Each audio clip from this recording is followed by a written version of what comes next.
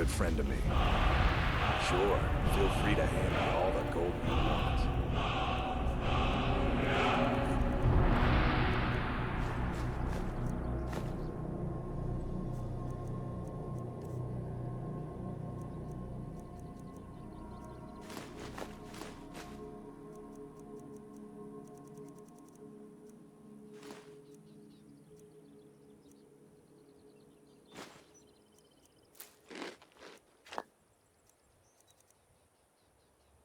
Let's go.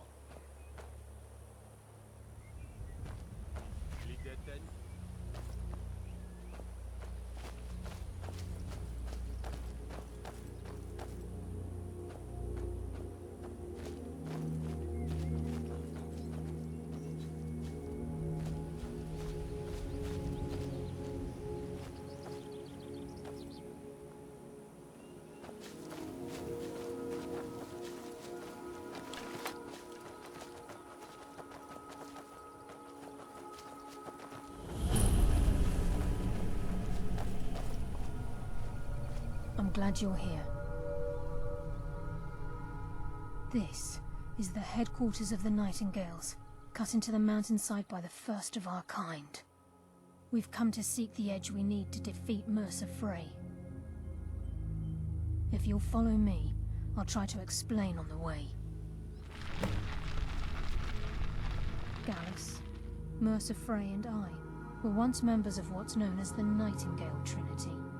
The Trinity disbanded 25 years ago when Mercer Frey betrayed us by slaying Gallus and dumping his body in the ruins of Snowvale Sanctum. Indirectly, the Trinity is usually selected from the ranks of the Guild, although its existence is a closely guarded secret. The Nightingales protect the Temple of Nocturnal, a place known as the Twilight Sepulchre.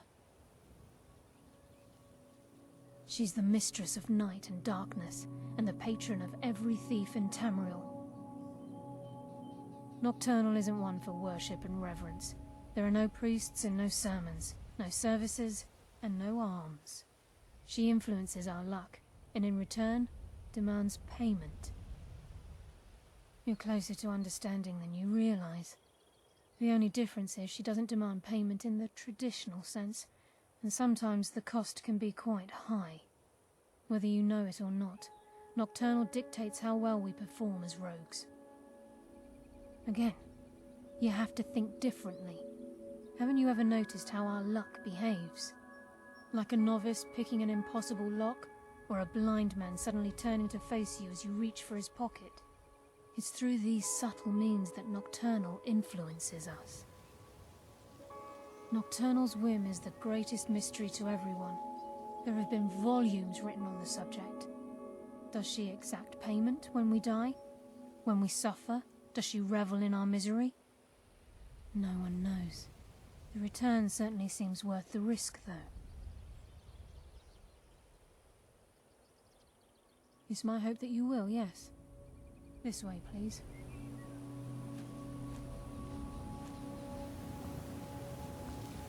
I think we can trust Karliah.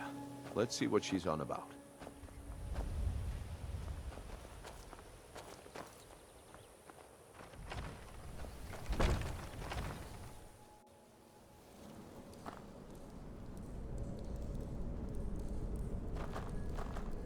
So this is Nightingale Hall.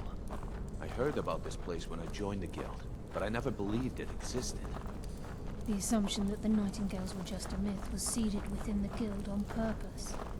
It helped divert attention from our true nature. What's wrong, Brynjolf? I can almost hear your brow furrowing. I'm trying to understand why I'm here, lass. I'm no priest, and I'm certainly not religious. Why pick me? This isn't about religion, Brynjolf. It's business.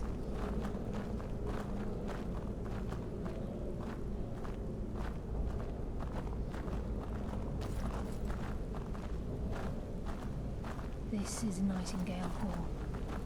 You're the first of the uninitiated to set foot inside in over a century. Now, if you'll both proceed to the armory to don your Nightingale armor, we can begin the oath. This is enough to make your head spin, eh? That's...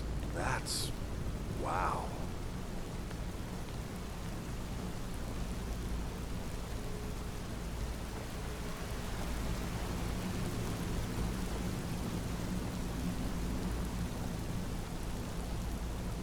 appear hesitant to don your nightingale armor. What's troubling you?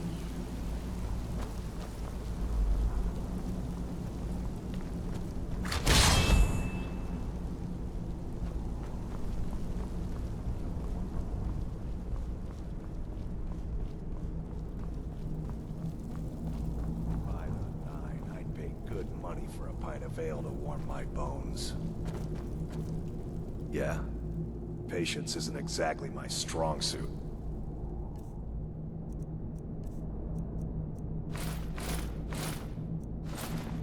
But all right.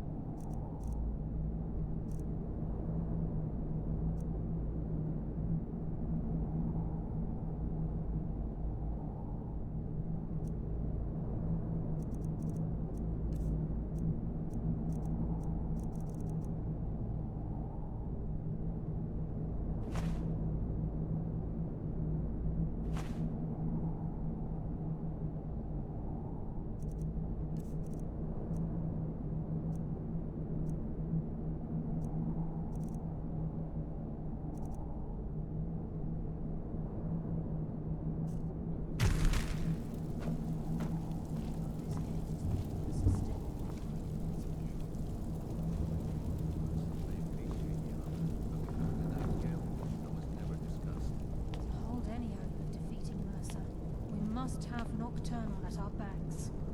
If she's to accept you as one of her own, an arrangement must be struck. What sort of arrangement? I need to know the terms. The terms are quite simple, Brynjolf. Nocturnal will allow you to become a nightingale and use your abilities for whatever you wish. And in return, both in life and in death, you must serve as a guardian of the Twilight Sepulchre. Aye. There's always a catch. But at this point, I suppose there isn't much to lose.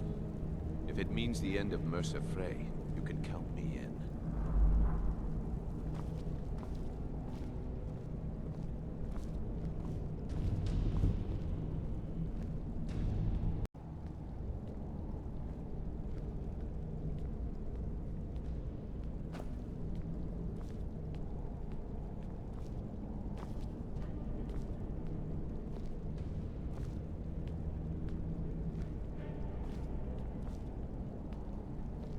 What about you? Are you ready to transact the oath with Nocturnal? By transacting the oath with Nocturnal, you're entering into a business deal.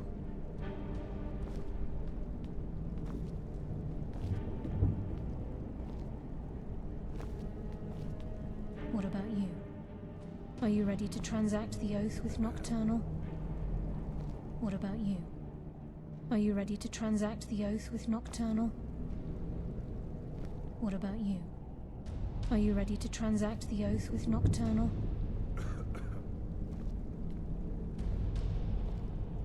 What about you? Are you ready to transact the oath with Nocturnal? Good. After I open the gate, please stand on the western circle.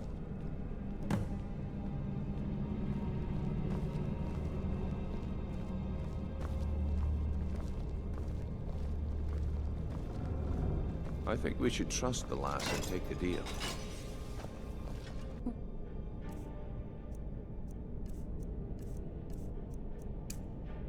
Speak when the oath is complete.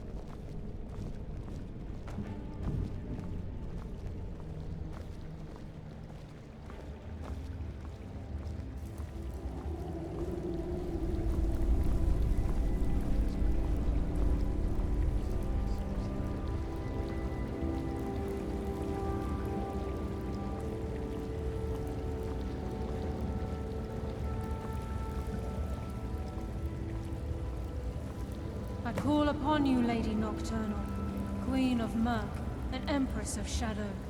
Hear my voice. Ah, Karliah. I was wondering when I'd hear from you again. Lose something, did we? My lady, I've come before you to throw myself upon your mercy, and to accept responsibility for my failure. You're already mine, Karliah. Your terms were struck long ago. What could you possibly offer me now? I have two others that wish to transact the oath, to serve you both in life and in death. You surprise me, Karliah. This offer is definitely weighted in my favor. My appetite for Mercer's demise exceeds my craving for wealth, Your Grace. Revenge. How interesting. Very well. The conditions are acceptable. You may proceed. Lady Nocturnal, we accept your terms. We dedicate ourselves to you as both your avengers and your sentinels. We will honor our agreement in this life and the next until your conditions have been met. Very well. I name your initiates Nightingale, and I restore your status to the same, Karliah. And in the future, I'd suggest you refrain from disappointing me again.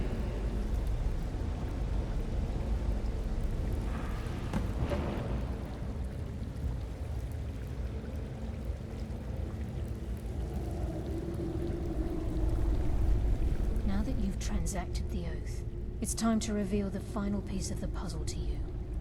Mercer's true crime. Mercer was able to unlock the Guild's vault without 2 keys because of what he stole from the Twilight Sepulchre, the skeleton key.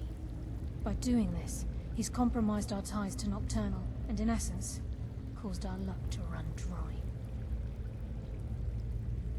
Well, yes, but the key isn't only restricted to physical barriers.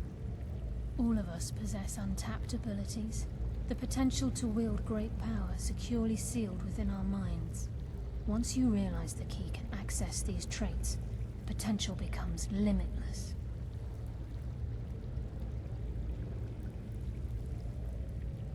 I'm afraid that's impossible.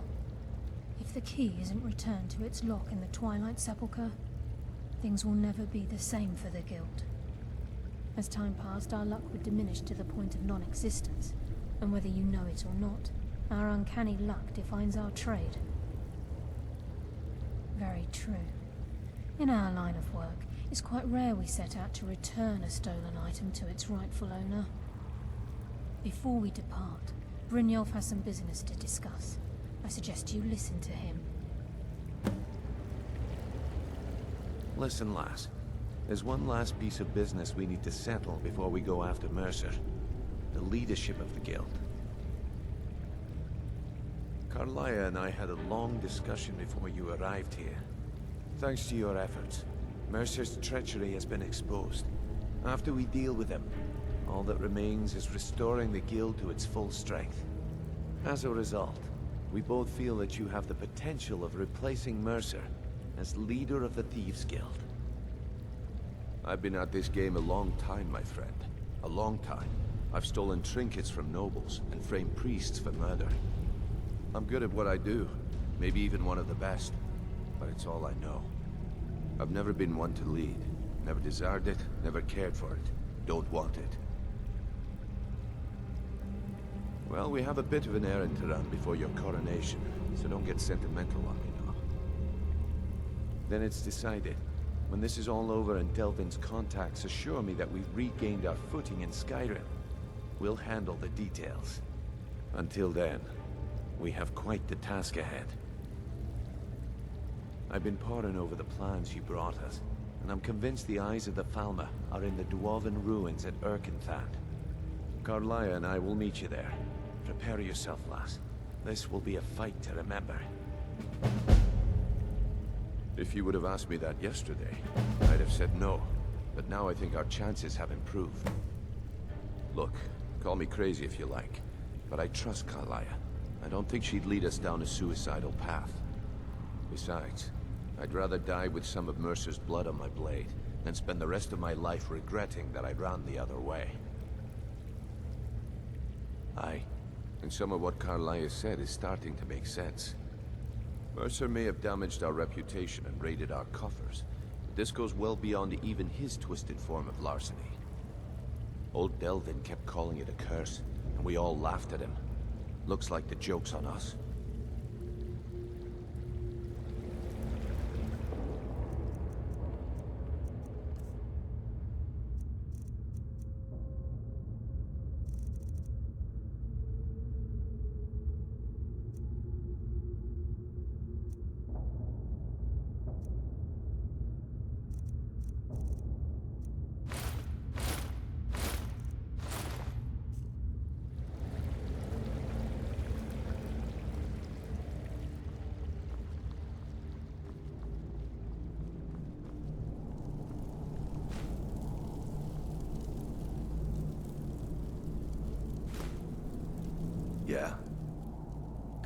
Let's go find something to fight.